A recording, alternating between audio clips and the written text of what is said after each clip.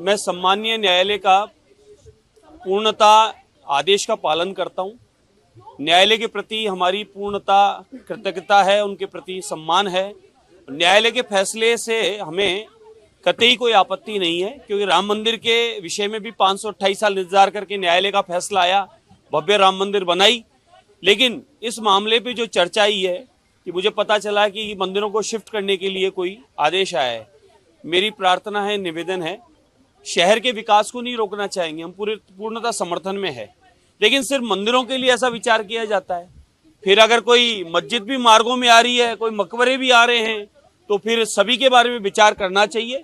कई तरीके की इस प्रकार की है, लेकिन किसी की धार्मिक भावनाएं ना आहत हो, उसके लिए न्यायालय को हाथ जोड़ के प्रार्थना करेंगे, निवेदन करेंगे, अर्जी अपनी दाखिल करेंगे। सबको बोलने का अधिकार है, तो हमारी बात भी सुनी जाए कि देवी देवताओं की प्रतिष्ठा विधि विधान से, नियम से, पंचांग देखकर, मुहूर्त निकालकर, और बहुत बड़ी विधान प्रक्रिया होती है। किसी की 5 दिन, किसी की 7 दिन, किसी की 9 दिन, किसी की 1 महीने की तक की भी पूजा प्रतिष्ठा होती है, और फिर भगवान की उपासना प्रारंभ होती है। वहां देवताओं में हमारा भाव जुड़ गया है। हम लोग उसको मूर्ति नहीं मानते, हम मानते हैं कि साक्षात भगवान के प्राण इसमें सम्मानित हो गए हैं।